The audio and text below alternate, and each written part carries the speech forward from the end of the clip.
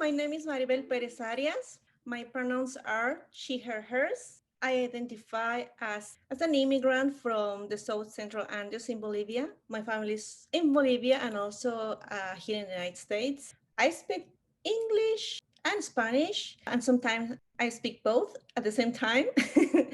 And this is what looking bilingual means to me. Cuéntame un poco sobre tu carrera en Bolivia como arqueóloga. Yo fui a la Universidad Mayor de San Andrés en La Paz, Bolivia. Es la única universidad en Bolivia que tiene la carrera de arqueología.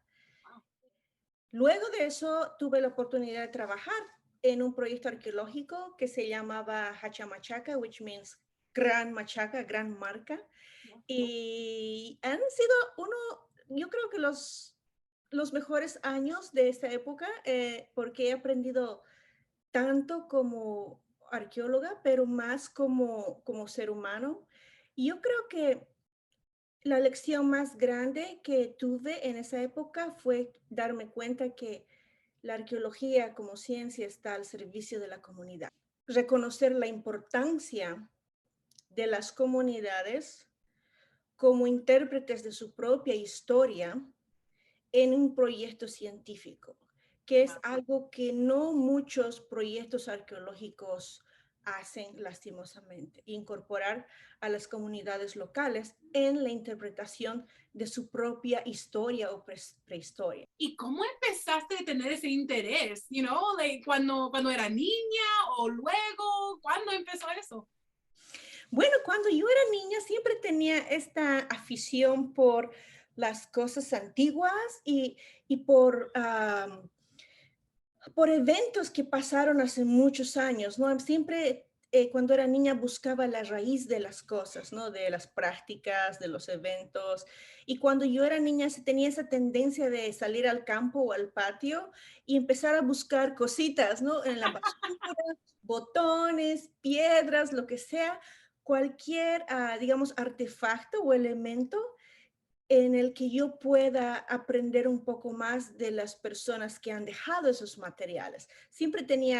Me gustaba hacer esa conexión con objetos y gente. Gracias a Dios, afortunadamente, cuando yo ya estaba lista para ir a la universidad, abrieron la carrera de arqueología. Entonces era una carrera más o menos nueva en Bolivia. Ya, y tú Sí. sabes que me empiezo a decir eso y no habíamos hablado eso, ¿verdad?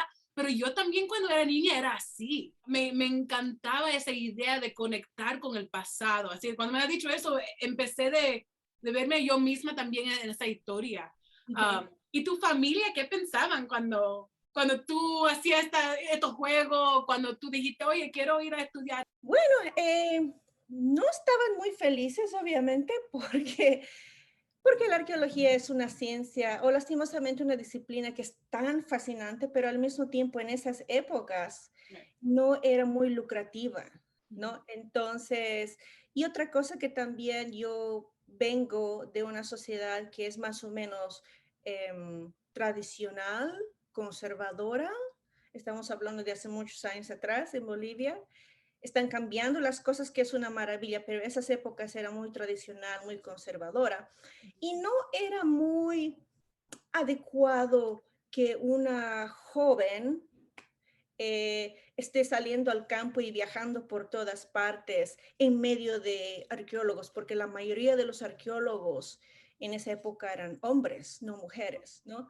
Que también agrega una línea de complejidad al problema, porque cuando tenía que salir al campo y dirigir excavaciones después, era un poco difícil para mí ganarme mi lugar como arqueóloga, como mujer y también como persona joven en una comunidad y explicarles o decirles cómo tienen que hacer las excavaciones, ¿no? Entonces para mí era un reto grande integrarme en las comunidades, aunque soy boliviana, pero en las áreas rurales es otro mundo, ¿no? Es otra política, es otra manera de hacer las cosas, ¿no? En el tiempo he llegado a ser parte de esa comunidad y las cosas han sido más sencillas, ¿no? Y ha sido una lección para mí aprender a actuar a desenvolverme y a entender las políticas locales de Mm, ese lugar para poder trabajar, ¿no?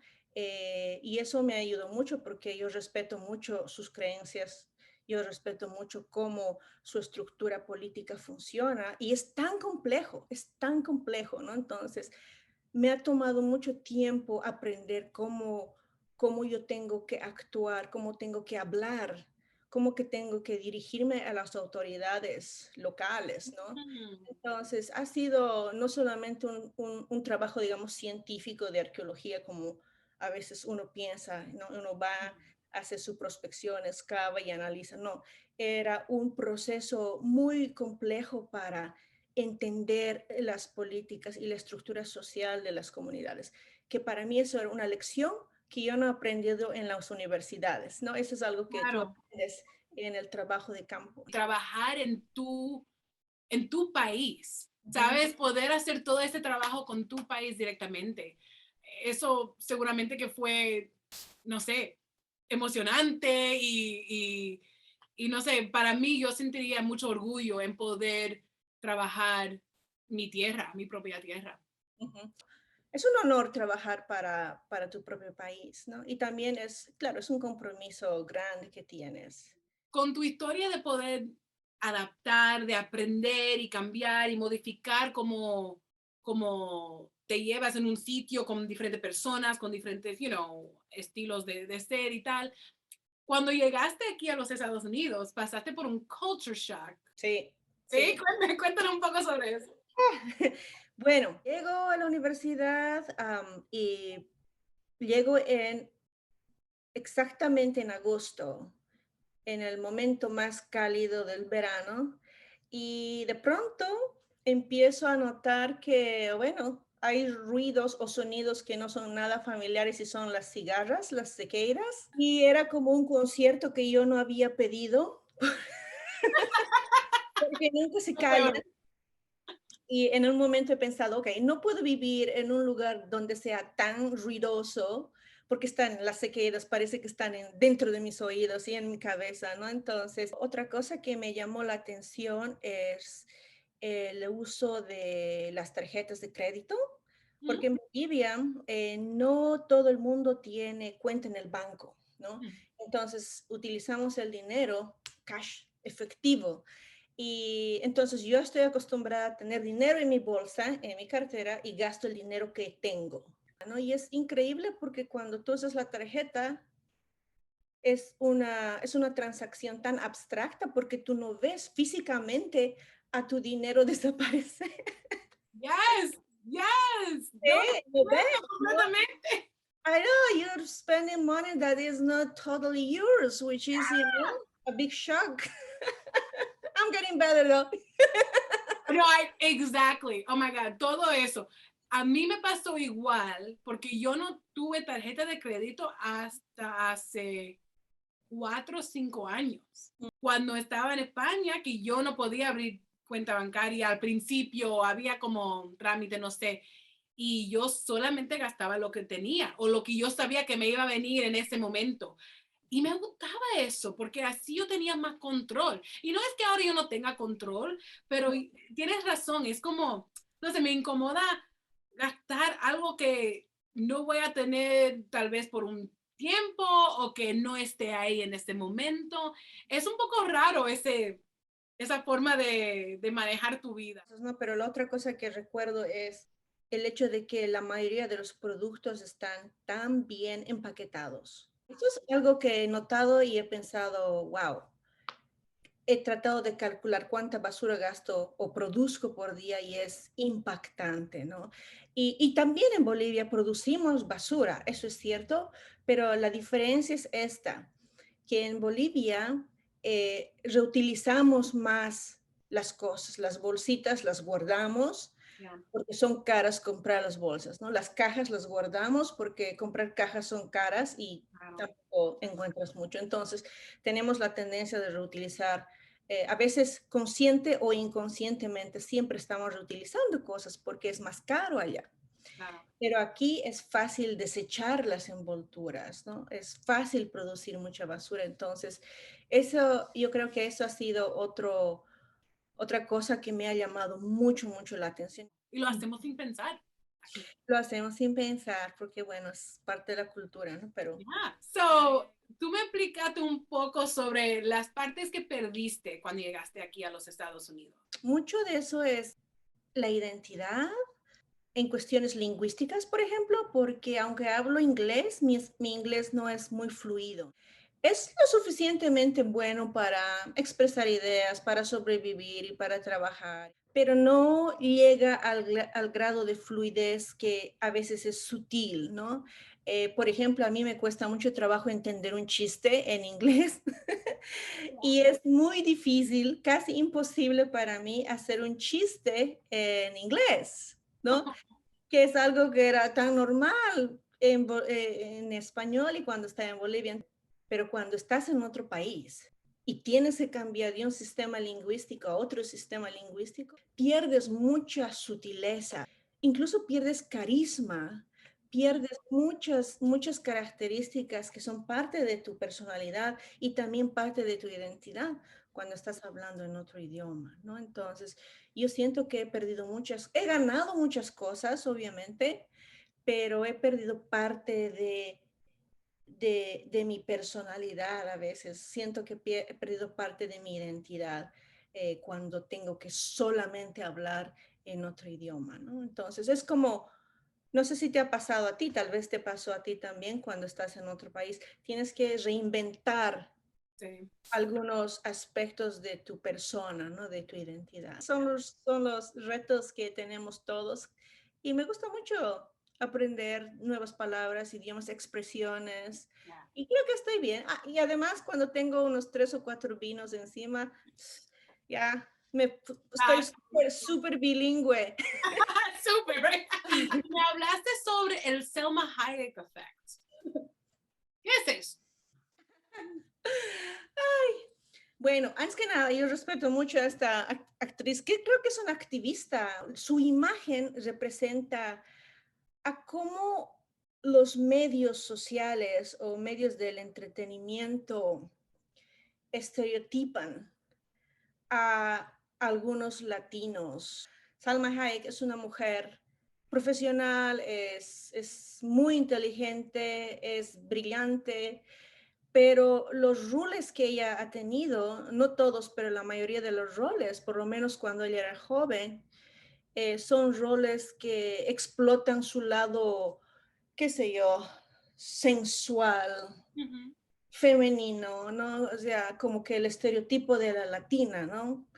Y sin resaltar sus otras cualidades como persona, como ser humano, ¿no? O sea, y solamente eso es un ejemplo de muchos otros casos. Entonces, por ejemplo, cuando yo vine a los Estados Unidos, yo vine a estudiar y obviamente a veces yo escuchaba algunas referencias y a veces sentía que algunas personas esperaban que yo actúe como las latinas debemos actuar. Y yo creo que eso me molestaba un poco porque es esto, esta creación de estereotipos por los medios de comunicación, por películas, radio, imágenes, etcétera, están distorsionando la imagen de los hispanohablantes, ¿no? O de otros grupos lingüísticos también. Y eso es muy peligroso. En el caso, digamos, de Salma Hayek es solamente un ejemplo, pero si uno estereotipa a comunidades enteras, puede resultar en algo muy peligroso. Es como un tipo de erradicación o genocidio cultural, ¿no? Porque no estás tomando en cuenta las características culturales importantes de las sociedades si solamente los vas a ver a través de un lente Claro. de entretenimiento, ¿no?